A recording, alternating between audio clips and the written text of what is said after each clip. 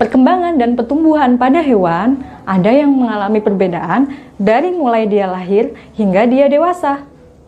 Nah, pertumbuhan dan perkembangan pada hewan yang sangat berbeda dari dia kecil sampai dia dewasa itu disebut sebagai metamorfosis. Nah, metamorfosis sendiri terbagi ke dalam dua macam, yaitu metamorfosis sempurna dan metamorfosis tidak sempurna. Untuk ciri-ciri metamorfosis sempurna, apabila hewan yang diamati itu mengalami perbedaan dari dia muda hingga dewasa sangat signifikan. Dan untuk metamorfosis tidak sempurna, apabila bentuk saat dia anak-anak hingga dewasa tidak jauh berbeda. Nah, contoh dari metamorfosis sempurna itu adalah nyamuk, kupu-kupu, dan katak.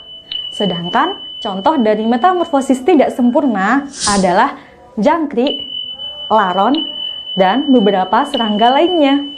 Sekarang kita bahas metamorfosis sempurna. Metamorfosis sempurna yang pertama itu adalah kupu-kupu. Kupu-kupu berkembang biak dengan cara bertelur. Nah, kupu-kupu dewasa akan meletakkan telurnya pada dedaunan. Kemudian telur kupu-kupu tersebut akan menetas menjadi ulat. Ulat atau larva di sini akan memakan dedaunan di sekitarnya dan menyebabkan tubuhnya menjadi gemuk. Nah, selanjutnya ulat akan menyelimuti dirinya menjadi kepompong. Nah, kepompong di sini akan berkembang dan keluar menjadi kupu-kupu dewasa. Nah, kupu-kupu sendiri adalah salah satu jenis serangga yang bernafas dengan trakea. Nah, kupu-kupu adalah hewan jenis serangga. Nah, kupu-kupu di sini bermanfaat bagi petani pada fase kepompongnya. Nah, kupu-kupu jenis ulat sutra, kepompongnya dapat dijadikan sebagai benang sutra. Nah, bisa kita lihat pada gambar di sini. Nah, kepompong ulat sutra di sini bermanfaat sekali untuk dijadikan sebagai benang sutra dan akhirnya nanti akan menjadi kain sutra. Nah, kain sutra itu adalah salah satu jenis kain yang berkualitas yang bisa kita gunakan. Fase dari kupu-kupu sendiri juga ada yang merugikan loh bagi petani. Fase dari kupu-kupu yang merugikan petani adalah saat menjadi ulat. Nah, ulat di sini akan memakan dedaunan yang ada di sekitarnya sehingga tanaman menjadi mati. Untuk hewan yang mengalami metamorfosis yang kedua adalah katak. Katak dewasa, dia akan meletakkan telurnya pada tempat-tempat yang tergenang air dan dangkal. Nah, telur katak dewasa di sini akan berkembang dan menetas menjadi berudu. Nah, berudu di sini adalah salah satu jenis hewan yang hidup di air dan selanjutnya berudu akan berkembang menjadi katak berekor. Nah, katak berekor di sini dia mendapatkan suplai makanan dari ekornya.